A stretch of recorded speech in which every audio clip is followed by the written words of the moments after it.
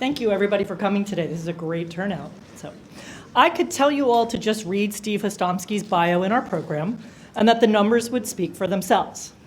But would they?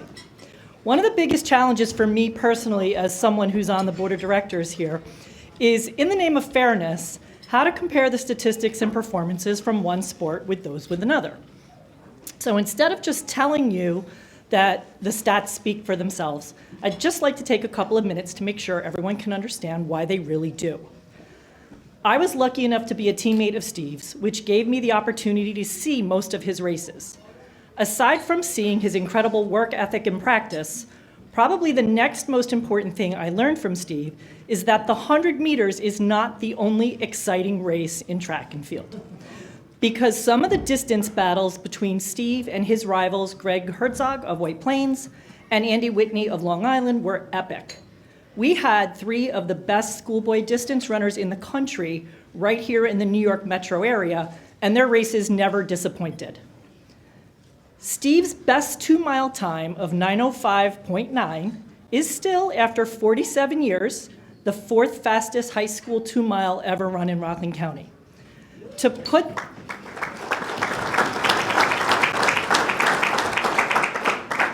try to put that time in perspective for everybody, most of us prayed that we could run 7 or 8 minutes in the mile so that we could pass gym or do well on that presidential fitness test.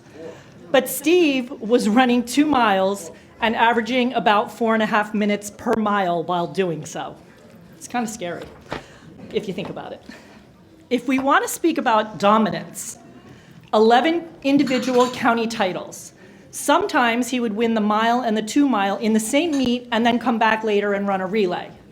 10 Section 9 titles, a runner-up finish and a win at the state meet, a win at the Laux Games, and a runner-up finish at the Penn Relays, which are arguably 2 of the most prestigious high school track meets in the country. In those days, there were not national championships, but to finish off his high school career, Steve was invited to compete at the Golden West Invitational, a meet where only the top 8 competitors in the country were invited to attend. Maybe I can let the journal news of old, remember the journal news when Bill Madden and Jamie Kempton and people like that were writing there and we got headlines, but I digressed. I dug through some stuff and I found some that I thought maybe would help. Like, Hostomsky doesn't need strategy in Rockland. He didn't.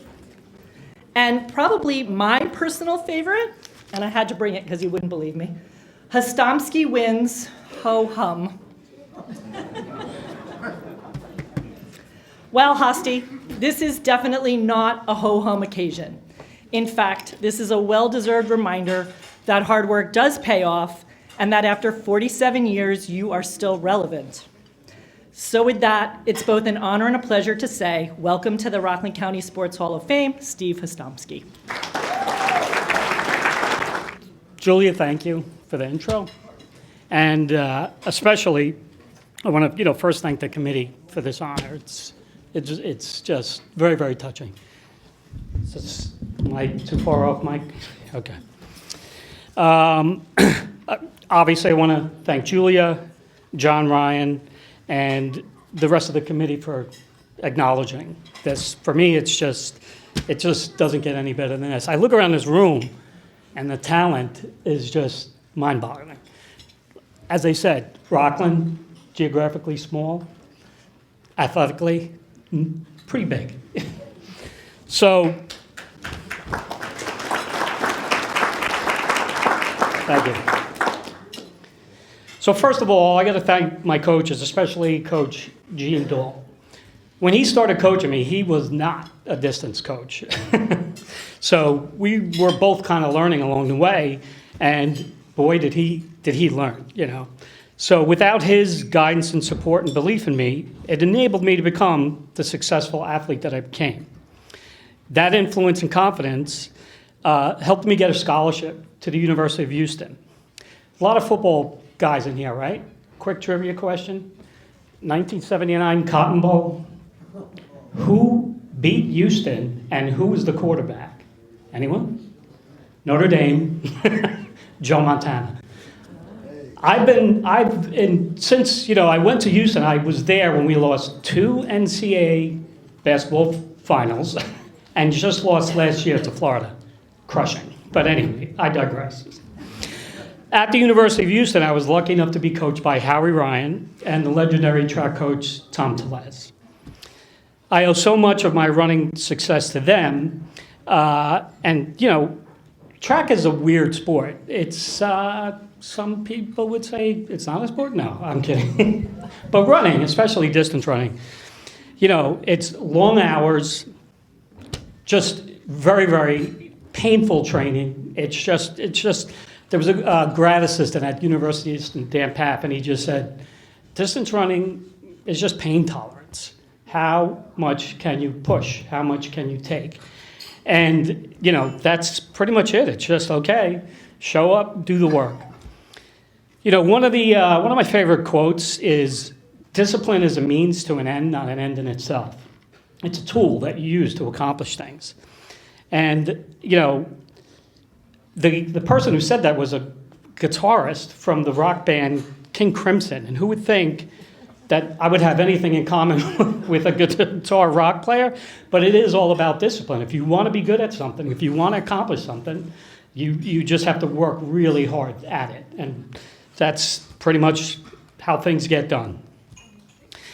Although track now seems so many years in the distance, that discipline, I was able to apply that to my career. I was a video editor at CBS for 30 years. I worked on The Late Show with David Letterman for 18 years. I was nominated for 2 Emmy Awards. Didn't win, but pretty good nominated.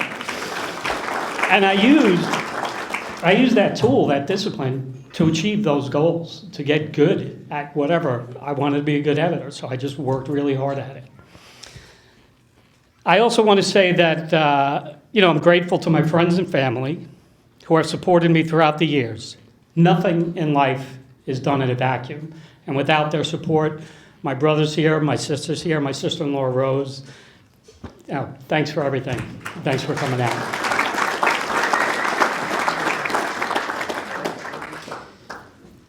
So I mentioned University of Houston.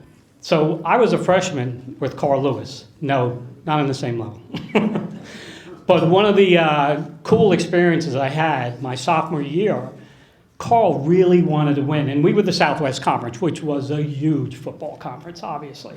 And but Carl really wanted to win indoor, conference championship. And he won, of course, everything he did. I watched him set the American world record in that meet. He almost jumped out of the pit. It was, the guy was a freak. But I got to run, and our conference was really fast. Not only sprinters, but great middle distance runners. And I got to run the distance medley relay at the conference championship. And I ran the 3/4 leg, and I took us from 5th to 3rd, which means we were going to score points. And after the race, Carl came up to me, great leg, and I was like, you're Carl Lewis. So it was pretty heady stuff. But, I just want to say in closing, thanks again. And I'm definitely under 5 minutes in time, so I think I'm crushing it, and that's being a track guy. It's just very touching to have this honor, and thank you all. Thanks.